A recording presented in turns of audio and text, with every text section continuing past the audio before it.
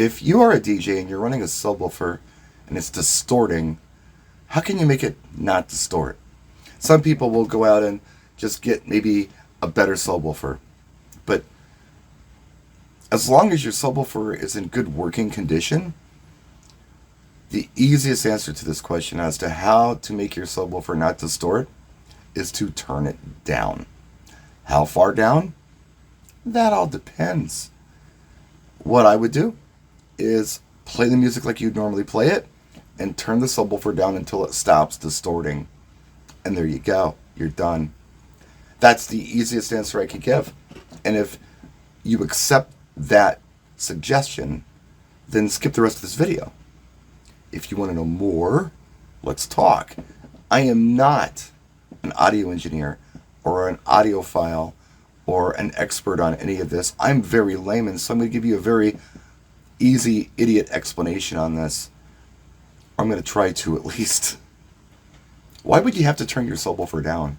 I mean, on the volume knob it goes way up, right? But why would you turn it like way down, like almost 3/4 of the way down?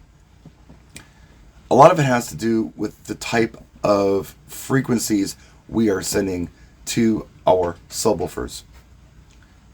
So when we're talking about who these subs are ultimately made for, they're not really made for us, and they're not set up for us to just plug and play. It's pro audio, and it's made for a lot of different applications. Sometimes it's band applications. That's kind of the main focus of most of these speaker manufacturers. They're thinking about musicians. And when you think about a band, let's say a 3-piece band with drums, guitar, and a bass guitar, the lowest frequencies that you're going to be looking at are the bass guitar frequencies. The lowest that goes is 40 hertz, and that's pretty low. And even if your band is doing that kind of stuff, they're going to turn the subwoofer volume down. They're not going to crank it up. They know they have to do that.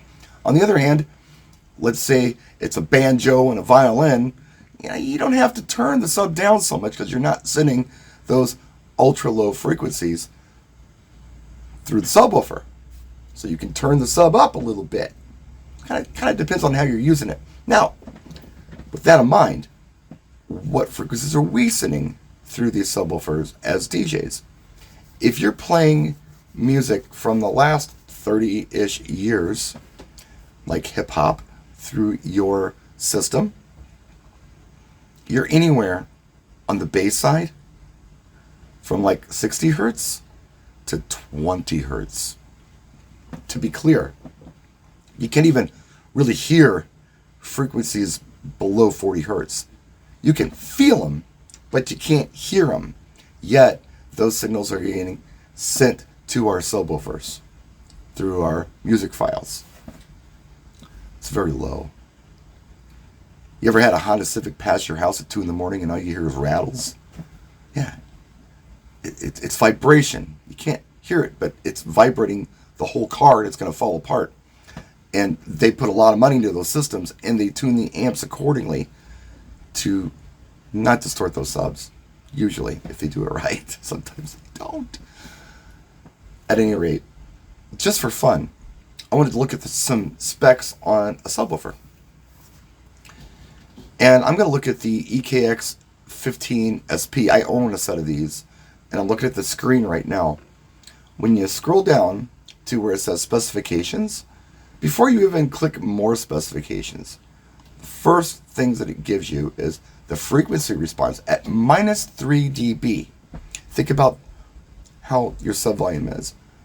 On the newer subs, 0 dB is like top dead center on your volume. You got to back it off to get into -3, -6, whatever dB, right? So frequency response at -3 dB is 45 hertz to 150 hertz. So without even going below 40 hertz, if your sub is even at 0 dB, it's hot. You're sending a signal through it. Let's say you redline your mixing board, a lot of people do. You're sending a very hot signal through this sub. It can't handle it. even at minus 3 dB, if your signal is hot, it's going to distort. Frequency range at minus 10 dB, that's when you get into 40 hertz to 180 hertz. So you get more of a frequency response at a lower volume on your subwoofer. So yeah, like I said, if it's banjo and violins, who cares? Crank the thing up. If it's hip-hop bass, turn it down. It's not a one-size-fits-all kind of thing. So I hope that made sense. Now let's talk about the signal we're sending to our subwoofers. It's important, I feel, for clean, crisp sound that the signal you send to your PA system ultimately is 0 dB. I've done videos on how to achieve 0 dB on a mixing board. I can do it again if you'd like, but I'll put a couple links in the description of this video to some older videos that I've done on how to achieve a 0 dB output signal, which is the cleanest signal that you're going to get.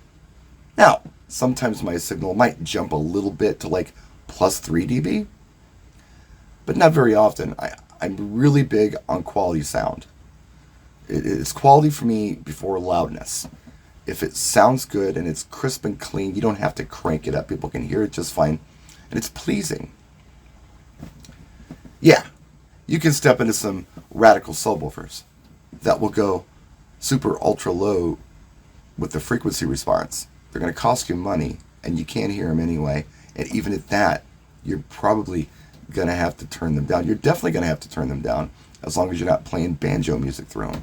You're going to have to turn them down. A song that I think about when I think a track needs a little more bass would be Aretha Franklin's Respect, going back to that 60s stuff, even a lot of the Motown stuff. I like to turn bass up on that track because it's lacking. It's like all mid-range. If I was playing that kind of music all night long, I would have the sub turned up, and it would sound pretty good. It would make the song sound better to have that bass turned up.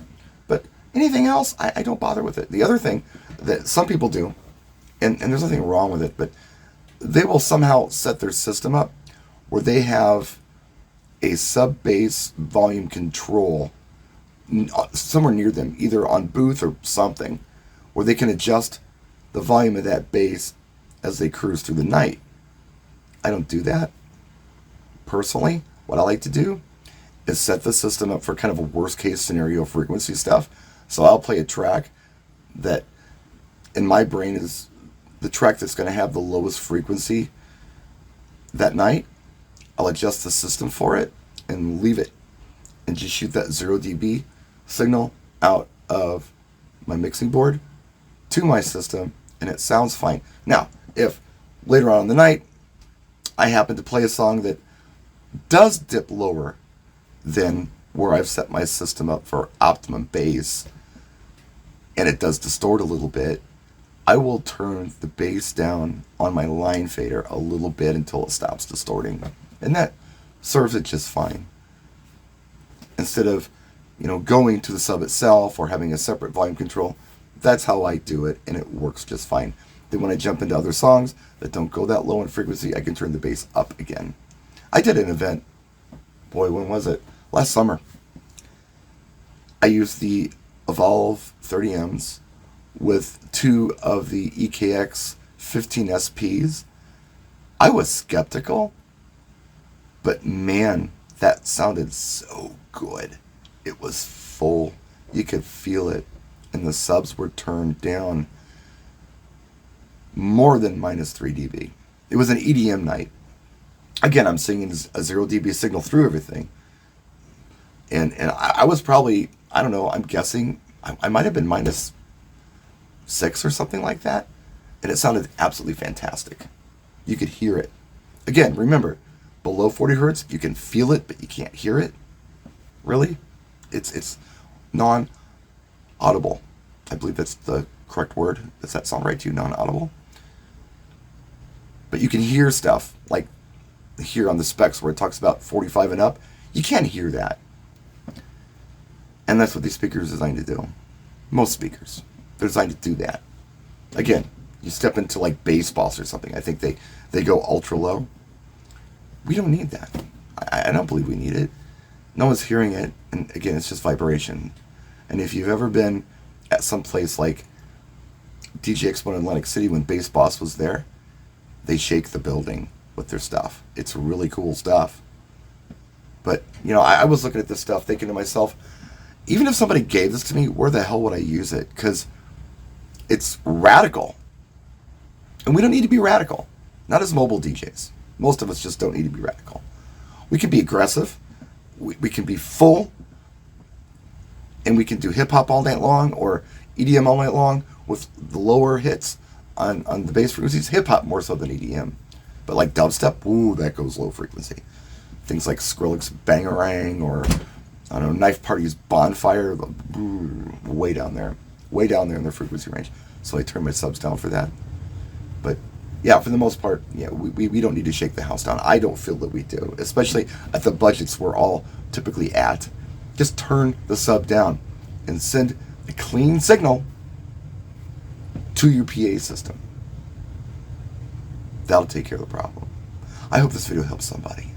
Very layman stuff. And there's going to be somebody in the comment section who's going to say, well, actually, and they're going to give you a more technical explanation. I don't know if they're right or wrong, but again, I'm trying to be layman here. I'm trying to just make this easy and idiot-proof, because I'm an idiot, and I think I might understand the explanation that I gave. I hope you did. I will see you soon. Thanks so much for watching. Take care, practice, and enjoy.